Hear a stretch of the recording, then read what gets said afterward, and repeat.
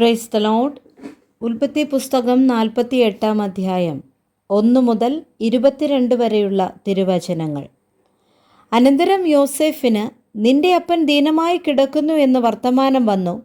ഉടനെ അവൻ മനശ്ശെ, എഫ്രയീം എന്ന 2 പുത്രന്മാരെയും കൂട്ടിക്കൊണ്ടു ചെന്നു. നിന്റെ മകൻ യോസേഫ് ഇതാ വരുന്നു എന്ന് യാക്കോബിനെ അറിയിച്ചു. അപ്പോൾ ഇസ്രായേൽ തന്നെത്താൻ ഉറപ്പിച്ചു കട്ടിലിന്മേൽ ഇരുന്നു.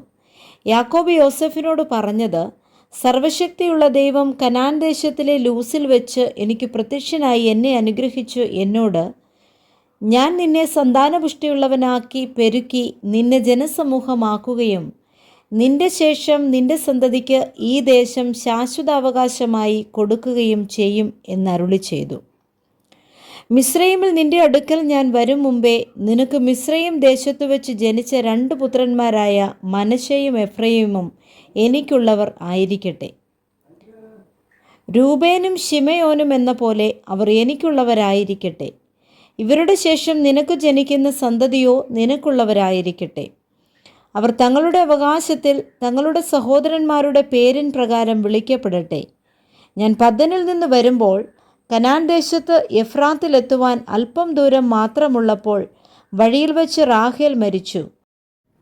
വലം കൈ നീട്ടി ഇളയവനായ എഫ്രയീമിൻ്റെ തലയിലും ഇടം കൈ മൂത്തവനായ മനശ്ശെയുടെ തലയിലുമായി അങ്ങനെ തൻ്റെ കൈകളെ പിണച്ചുവെച്ചു.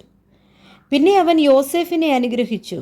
എൻ്റെ പിതാക്കന്മാരായ അബ്രഹാമും ഇസഹാക്കും ഭജിച്ചു പോന്ന ദൈവം, ഞാൻ ജനിച്ച നാൾ മുതൽ ഇന്നുവരെയും എന്നെ പുലർത്തിയിരിക്കുന്ന ദൈവം, എന്നെ സകല ദോഷങ്ങളിൽ നിന്നും വിടുവിച്ച ദൂതൻ ഈ കുട്ടികളെ അനുഗ്രഹിക്കുമാറാകട്ടെ. എൻ്റെ പേരും എൻ്റെ പിതാക്കന്മാരായ അബ്രഹാമിൻ്റെയും ഇസഹാക്കിൻ്റെയും പേരും ഇവരിൽ നിലനിൽക്കുമാറാകട്ടെ. അവർ ഭൂമിയിൽ കൂട്ടമായി വർദ്ധിക്കട്ടെ എന്ന് പറഞ്ഞു. അപ്പൻ വലം കൈ എഫ്രയീമിൻ്റെ തലയിൽ വെച്ച് എന്ന് യോസേഫ് കണ്ടപ്പോൾ അവന് അനിഷ്ടം തോന്നി.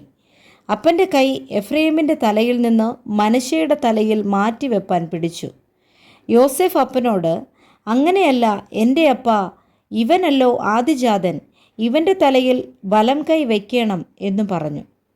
എന്നാൽ അവൻ്റെ അപ്പൻ സമ്മതിക്കാതെ, എനിക്കറിയാം മകനെ, എനിക്കറിയാം, ഇവനും ഒരു വലിയ ജനമായി തീരും, ഇവനും വർദ്ധിക്കും, എങ്കിലും അനുജൻ അവനേക്കാൾ അധികം വർദ്ധിക്കും, അവൻ്റെ സന്തതി ജനസമൂഹമായി തീരും എന്ന് പറഞ്ഞു.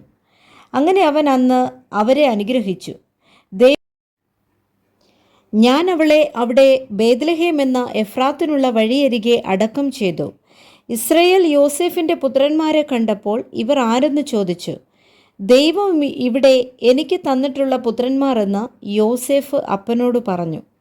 അവരെ എൻ്റെ അടുക്കൽ കൊണ്ടുവരിക, ഞാൻ അവരെ അനുഗ്രഹിക്കുമെന്ന് അവൻ പറഞ്ഞു. എന്നാൽ ഇസ്രായേലിൻ്റെ കണ്ണ് വയസ്സുകൊണ്ട് മങ്ങി കാൺമാൻ വയ്യായിരുന്നു.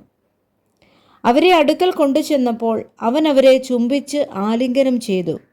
ഇസ്രായേൽ യോസേഫിനോട്, നിന്റെ മുഖം കാണുമെന്ന് ഞാൻ വിചാരിച്ചിരുന്നില്ല, എന്നാൽ നിന്റെ സന്തതിയെയും കാൺമാൻ ദൈവം എനിക്ക് സംഗതി വരുത്തിയല്ലോ എന്ന് പറഞ്ഞു.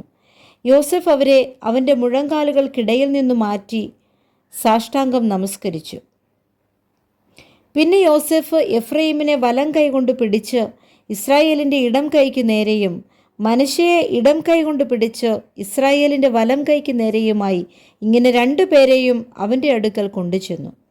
ഇസ്രായേൽ, ദൈവം നിന്നെ എഫ്രയീമിനെയും മനശ്ശെയെയും പോലെ ആക്കുമാറാകട്ടെ എന്ന് ഇസ്രായേല്യർ നിന്റെ പേർ ചൊല്ലി അനുഗ്രഹിക്കുമെന്ന് പറഞ്ഞ് എഫ്രയീമിനെ മനശ്ശെയ്ക്ക് മുമ്പാക്കി.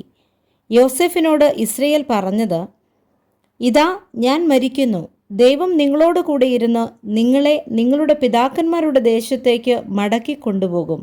എൻ്റെ വാളും വില്ലും കൊണ്ട് ഞാൻ അമോര്യരുടെ കയ്യിൽ നിന്ന് പിടിച്ചടക്കിയ മലഞ്ചെരിവ് ഞാൻ നിന്റെ സഹോദരന്മാരുടെ ഓഹരിയിൽ കവിഞ്ഞതായി നിനക്ക് തന്നിരിക്കുന്നു.